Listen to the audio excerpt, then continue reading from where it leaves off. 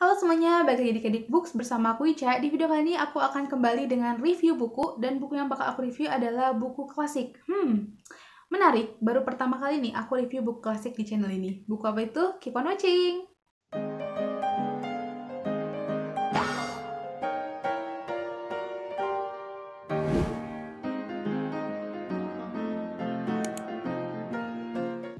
Buku klasik yang bakal aku review adalah buku Jane Eyre karyanya Charlotte Bronte. Tapi sebelum review, aku mau berterima kasih dulu kepada Kuto Buku yang sudah meminjamkan buku ini. Jadi buku ini memang bukan punya aku, tapi punya Kuto Buku. Buat yang penasaran gimana cara minjam ke Kuto Buku, bakal aku jelasin sekarang sebelum kita masuk ke reviewnya. Kuto Buku itu apa sih? Kuto Buku adalah sebuah platform peminjaman buku secara online atau semacam perpustakaan online yang bisa kalian akses kapan aja dan di mana aja. Layanan peminjaman buku yang ditawarkan ramah di kantong alias murah meriah, dan Kuto Buku menawarkan koleksi buku-buku yang menarik dan juga beragam dari berbagai macam genre. Ada buku berbahasa Indonesia dan berbahasa Inggris juga. Namun untuk sekarang layanan Kuto Buku hanya terbatas di Jakarta dan Tangerang. Tapi untuk masalah ini kalian bisa omongin langsung sama Kuto Buku kalau pengen pinjem buku meski wilayah kalian nggak di Jakarta atau Tangerang. Kalau mau pinjem buku tinggal klik link tree-nya. Nah, di sini kalau kalian masih belum puas lihat katalognya, bisa cek lagi katalog bukunya. Di sini ada 1000 pilihan buku yang ditawarkan oleh Kuto Buku untuk kalian pinjem, dari mulai ada genre misteri, puisi, pengembangan diri dan lainnya. Nah, kalian bisa chat dengan Kuto kalau tadi pengen ngomongin tentang wilayah atau hal-hal lainnya yang masih belum kalian paham. Kalau misalkan kalian mau pinjam, tinggal klik aku mau pinjam dan isi formnya. Di sini aku pilih fiksi, dan buku yang bakal aku pinjam adalah bukunya Jane Eyre dari Charlotte Bronte. Di sini kalian bisa pinjam sampai dengan 5 buku, tapi aku cuma bakal pinjam 1 buku aja karena buku ini tebel. Nah, kalau misalkan udah diisi, kalian tinggal klik next aja, dan kalian pilih jumlah hari peminjaman, pilih 14 hari yang paling lama. Lalu setelah itu kalian pilih kurir untuk pengiriman bukunya. Aku pilih Wahana Express, dan kalian tinggal masukin kode promo kalau kalian punya kode promo. Jangan lupa cek dulu syarat dan ketentuan sebelum kalian submit.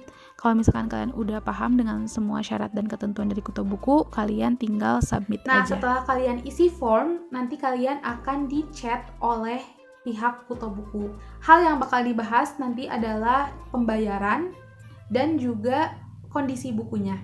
Nah, untuk buku Jane Eyre yang aku pinjam, totalan harga yang dikeluarkan untuk meminjam buku itu adalah 53.550, di mana 12.000 adalah ongkir pulang dan juga pergi. Aku pakai Wahana, dari sana dikirim pakai Wahana, dan kemungkinan besar nanti aku bakal kirim balik ke Kuto Buku juga pakai Wahana. Dan untuk bukunya sendiri peminjamannya adalah 11.850, sedangkan untuk depositnya itu lebih mahal, yaitu 29.700. Tapi tenang aja, deposit ini bakal balik ke kita 100% kalau misalkan buku yang kita pinjam itu dibalikin dengan keadaan sama seperti ketika nyampe ke kita. Jadi tenang aja, uang deposit itu bakal balik ke kita kalau misalkan bukunya udah balik lagi ke Kuto Buku. Tapi kalau misalkan ketika balik ke Kuto Buku bukunya robek, misalkan kita nggak sengaja pas lagi baca robek atau bahkan hilang, ya depositnya bakal berkurang atau bahkan bisa hangus kalau misalkan bukunya hilang. Nah, selain masalah pembayaran, nanti Kuto Buku juga bakal chat kondisi bukunya. Jadi kondisi buku yang ada di Kuto Buku itu bakal dichatin ke kita. Misalkan kalau untuk buku Jane Eyre yang aku pinjam ini dia kondisi bukunya, aku bakal tampilin. Jadi kondisi itu masih baru, emang bener-bener masih baru. Kalau kelihatan di kamera, ini bener-bener masih bagus bukunya. Nah, setelah semua sepakat, uang udah dikirim juga atau udah ditransfer, kita tinggal nunggu bukunya sampai. Terus kalau bukunya udah sampai, tinggal kita unboxing. Aku bakal taruh di sini video aku unboxing bukunya. Dan setelah bukunya di unboxing, langsung cepet-cepet kalian cek keadaan bukunya. Kalau misalkan bukunya sama kayak keadaan yang udah dikirim dari file itu sama Kuto Buku, berarti udah aman, dan bilang ke Kuto Bukunya bukunya udah sampai dan aman, gak ada kerusakan apapun. Tapi kalau misalkan ternyata bukunya tuh tiba-tiba rusak gitu ya, ada yang sobek di sini gara-gara bukan kesalahan kita, misalkan karena dikurir gitu kan, ada kesalahan. Kalian juga cepat-cepat kasih tahu pas nyampe keadaannya di situ udah robek dan tidak sesuai dengan yang ada di file PDF itu, supaya nanti kalian nggak kena charge atau nggak kena pemotongan deposit. Dan nanti 7 hari atau 14 hari peminjaman buku itu akan dimulai dari paketnya sampai ke kita. Kalau misalkan selama 7 hari itu kurang, kalian tinggal chat Kuto Buku aja minta perpanjangan waktu, dan setahu aku baru sampai 14 hari aja pemanjangan waktu peminjaman bukunya. Dan kalau misalkan kalian bukan di Tangerang atau bukan di Jakarta, kalian bisa ngomong langsung ke Kuto Bukunya di chat.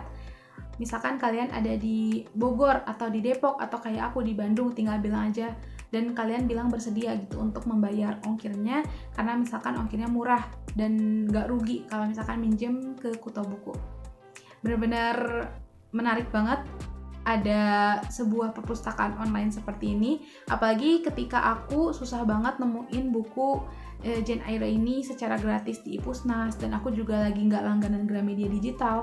Sedangkan buku Jane Eyre yang setebel ini kalau beli harganya lumayan, sekitar 80. Kalau di Shopee atau Tokopedia itu 80-an, tapi kalau di buku sini harga Pulau Jawanya itu mahal banget, 119.000. Jadi sangat untung banget kalau misalkan minjem di Kuto Buku. Nanti di akhir video aku bakal tunjukin gimana cara bungkus buku ini lagi untuk dikirim ke Kuto Buku. Tapi sebelum itu kita langsung masuk reviewnya aja ya. Buku ini menceritakan kisah tentang seorang anak yatim piatu bernama Jane Eyre yang diurus oleh bibinya bernama Mrs. Reed di sebuah rumah mewah, rumah khas bangsawan bernama Gateshead.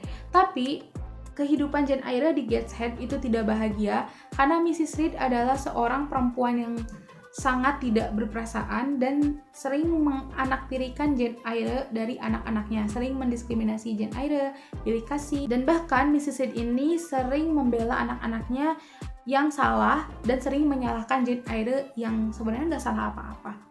Pada suatu waktu Jane Eyre itu sakit dan ada seorang dokter yang didatangkan untuk mengobati Jane Eyre. Tapi dokter yang didatangkan itu adalah dokter khusus pelayan. Padahal Jane Eyre ini adalah keponakan dia sendiri, dan bahkan ibunya adalah adik dari suaminya atau Mr. Reed gitu. Tapi dikasihnya adalah dokter khusus pelayan. Dan dokter ini menyarankan Jane Eyre untuk bersekolah karena dokter ini ngelihat Jane Eyre sedih, nangis, bercerita bahwa dia nggak bahagia di Gateshead. Akhirnya Mrs. Reed merasa, oh iya benar si Jane Eyre bagus nih kalau disekolahin. Tapi jangan berharap Jane Eyre akan mendapatkan sekolah yang bagus, sekolah yang baik. Jane Eyre malah disekolahkan di sekolah bernama Lowood yang merupakan sekolah untuk anak-anak miskin, yang sekolah itu berpangku tangan pada donasi dari orang-orang di sekitar. Dan pemilik dari Lowood itu sendiri adalah seorang pendeta yang munafik. Kenapa munafik?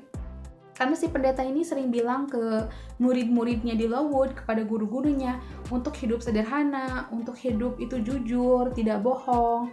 Tapi istri dan anak-anaknya sendiri diberi kemewahan, bajunya mewah, bajunya terbuat dari sutra gitu kan, dan orang-orang kaya. Sedangkan sekolah itu sendiri dibuat miskin. Anak-anak dan guru di sekolah itu sering kekurangan makan. Boro-boro bisa mendapatkan baju yang bagus kayak istri dan anak-anaknya si pendeta itu, untuk makan aja mereka harus berbagi. Bahkan ketika sarapan itu buburnya gosong, mereka nggak boleh mendapatkan makanan lain. Ya mereka harus makan bubur yang gosong itu. Nggak boleh ada pengeluaran lain yang sudah ditetapkan untuk makan pagi, siang, dan juga malam. Setelah Jane Eyre cukup dewasa, Jane Eyre mengiklankan dirinya untuk menjadi seorang guru pribadi atau governess. Dan akhirnya ada seseorang yang meminta Jane Eyre untuk menjadi guru pribadi dari seorang gadis perempuan di Thornfield. Dan ketika dia sampai di Thornfield, dia bakal bertemu dengan Mr. Rochester yang merupakan ayah asuh dari si anak perempuan ini. Dan nantinya Jane Eyre serta Mr. Rochester akan saling menyukai dan timbul perasaan di antara mereka. Tapi untuk bisa bersama, untuk bisa bersatu antara Jane Eyre dengan Mr. Rochester itu tidak mudah. Buku ini bisa dibilang ada romance klasiknya selain sebagai buku autobiografi dari kisah hidupnya Jane Eyre. Jane Eyre digambarkan sebagai seorang gadis yang pemberani, yang punya pendirian yang kuat dan keras kepala. Aku suka banget sama karakter Jane Eyre karena Jane Eyre ini benar-benar karakter yang kuat sedari dia masih kecil.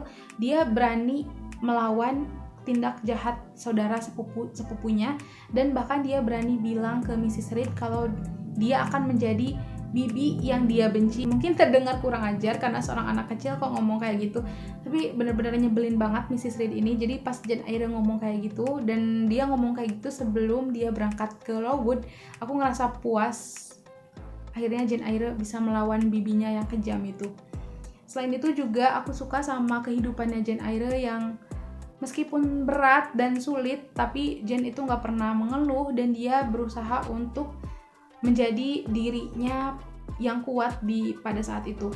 Dan aku paling suka kehidupan dia saat di Lowood, karena kehidupan dia waktu di Lowood itu penuh dengan hikmah, terus juga dia bertemu dengan orang-orang yang hebat.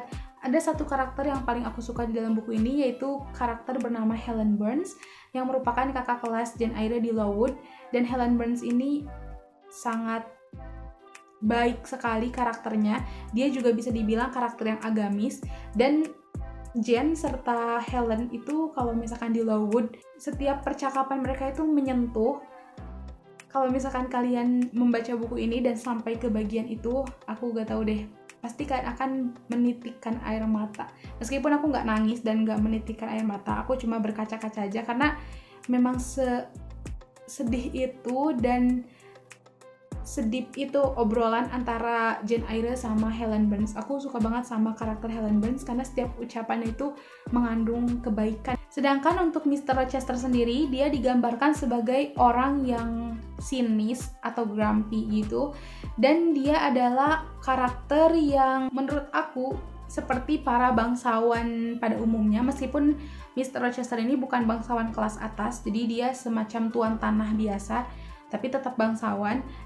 Dan kebanyakan cerita-cerita historical kayak gini yang aku baca, karakter laki-lakinya itu memang biasanya sering mengalami titik terendah dalam hidup mereka yang sampai membuat mereka itu melakukan sebuah tindak-tindak kebejatan gitu ya. Misalkan kayak minum-minum. Tapi setelah dia bertemu Jane Eyre, dia merasa kembali hidup karena Jane ini adalah orang yang enak diajak ngobrol. Selain itu, di sini juga ada sisi misterinya. Misterinya itu ada di rumah Mr. Rochester, yaitu di Thornfield.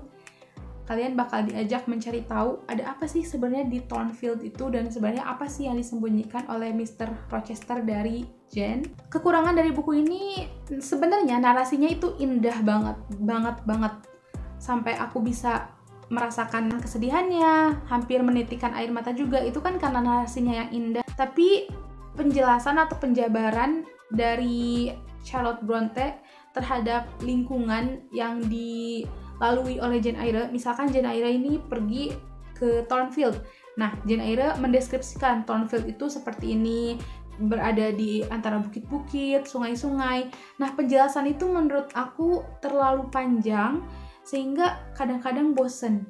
Karena ya gimana ya, maksudnya emang bagus untuk menjelaskan latar tempat, tapi kalau terlalu panjang narasi hanya untuk menjelaskan satu gedung aja, itu menurut aku cukup membosankan. Dan itu sih yang bikin buku ini tebal gitu, karena narasi Jane terhadap lingkungan yang dia datangi itu benar-benar panjang. Aku di sini lebih tertarik sama percakapan-percakapan antara Jane dengan orang lain gitu, dibandingkan narasi Jane akan lingkungan yang dia lihat pada saat itu.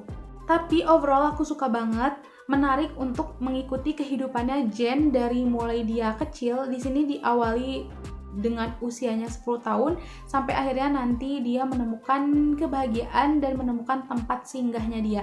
Karena kan dari umur 10 tahun sampai 18 tahun dia itu pindah-pindah tempat terus, dari mulai Gateshead ke Lowood ke Thornfield, terus nanti ada lagi ke tempat-tempat lain. Aku nggak akan jelasin terlalu banyak, nanti jadinya spoiler dan malah nyeritain isi bukunya. Dan akhirnya nanti Jane Eyre bakal tinggal di satu tempat gitu di endingnya. Kalau misalkan kalian perempuan khususnya, coba baca buku ini, karena buku ini mengajarkan untuk menjadi seorang perempuan yang kuat dan mandiri. Oke, jadi itu dia reviewnya. Nah, sekarang aku bakal balikin buku ini ke Kuto Buku karena aku udah selesai bacanya.